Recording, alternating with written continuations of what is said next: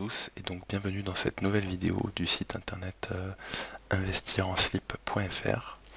Donc l'objet de cette vidéo, ça va être de voir ensemble comment utiliser Scrapbox quand on n'a ni proxy ni VPN à IP rotative et dans quelle mesure on peut scraper voilà, de manière efficace sans pour autant griller son IP.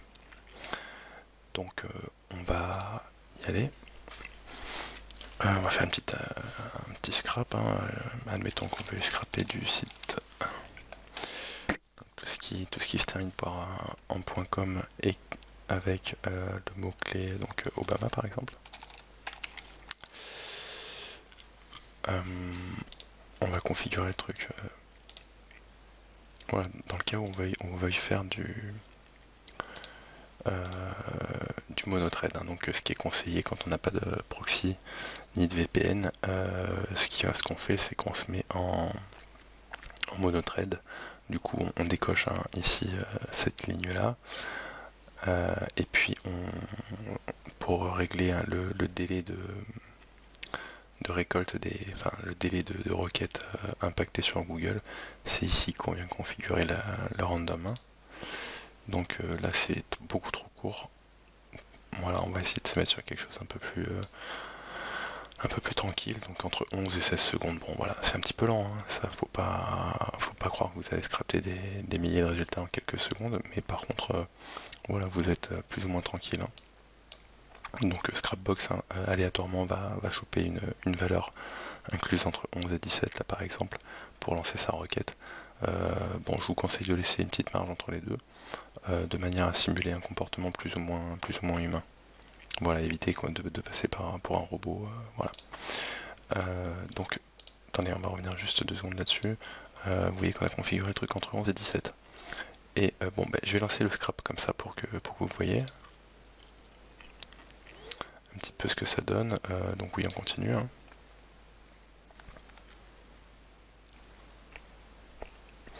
Vous voyez, ça respecte pas du tout.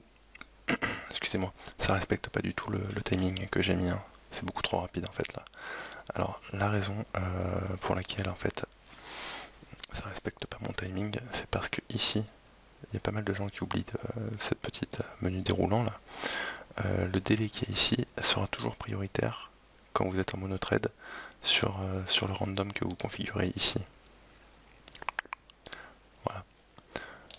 Là il était à 3 secondes et c'est pour ça que les intervalles entre mes requêtes étaient à 3 secondes. Donc pour qu'il y ait une corrélation, hein, entre le délai sélectionné ici et ce que vous allez trouver quand ça va scraper, il faut que vous cochiez ici random. Voilà. Et là, si vous faites start posting, hop là, je me trompe de bouton à chaque fois. Voilà, si vous faites start posting, enfin start averted, l'anglais et moi ça fait 2, je suis désolé. Voilà, là on est beaucoup plus tranquille. Vous risquez strictement rien. Non, et on peut scraper comme ça pendant des heures. Voilà. Bon, on va peut-être pas s'éterniser puisque ça, voilà, c'est un petit peu long. On va laisser en venir un dernier. Voilà. Alors si vous voulez faire du multithread là, ici, il n'y a qu'à cocher. Une fois que ça c'est coché, alors vous pouvez ajuster le nombre de connexions simultanées. Voilà, là il est sur 10. Alors, bon, voilà, hein, on va le laisser à 10 pour voir un petit peu ce que ça donne. On va voir un peu ce que ça donne, vous allez voir. On fait Start Avasting. Là, normalement, il y a quelque chose qui tout de suite doit vous sauter aux yeux, hein, c'est que bizarrement, il n'y a qu'une connexion, alors qu'on l'a configuré sur 10. Alors, il y a un truc qu'il faut savoir avec... donc, grosso modo, là, le multithread, il sert à rien, hein, si ce n'est que, du coup, l'intervalle de random est plus respecté. Ça va très vite, hein, vous l'avez vu. Mais le multithread vous a servi strictement à rien. Il y a un truc qu'il faut prendre en compte quand on fait du scrap là sur Scrapbox, c'est qu'en fait c'est du multithreading de requête, c'est pas du multithreading de connexion. Du coup, si vous voulez vraiment faire du multitrading, ça n'a aucun intérêt si vous avez qu'un seul mot-clé à coupler avec votre empreinte, hein.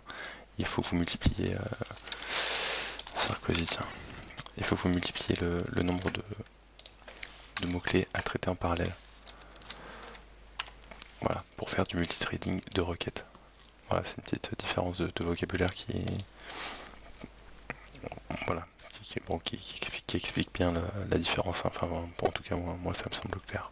Donc là si je lance la récolte, hein, vous allez voir que ça devrait, voilà, on a 6 connexions, et là normalement ça devrait aller beaucoup plus vite, hein. Voilà, ça dépote, hein.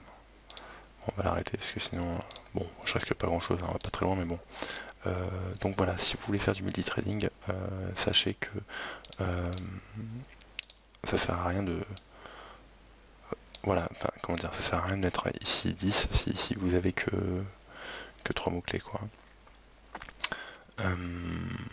Voilà ce qu'on peut dire là-dessus.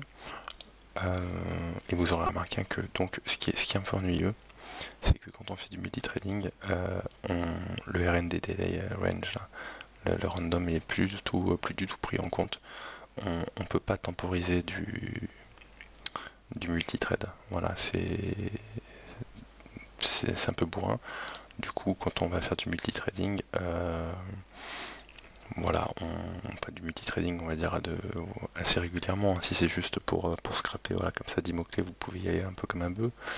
Mais si vous voulez faire du gros scrap, il faudra toujours voilà, passer par du proxy. Des petits packs, hein, qui sont pas très chers, de 10 proxy. Ou si vous voulez pas investir dans des proxys, vous pouvez prendre des VPN à IP rotative, ça fonctionne plutôt bien. Donc voilà, c'est terminé pour cette petite vidéo, en mode j'apprends à me servir de Scrapbox. Bon, donc voilà, ça s'adresse plutôt au SEO, enfin tout du moins aux personnes qui s'intéressent d'assez près au SEO, même si on n'est pas rentré dans quelque chose de pointu. Bon voilà, Scrapbox, je me doute bien que tout le monde ne connaît pas. Mais bon, on va essayer de ratisser large au niveau du SEO, en restant centré quand même autour du rachat de site, hein. C'est ça le cœur de ça, c'est la raison d'être en fait, hein, du site internet investir-en-slip.fr. Mais je tiens, voilà, à faire des petites vidéos SEO, tout simplement parce que c'est encore le meilleur moyen pour exploser un chiffre d'affaires quand on fait du rachat de site.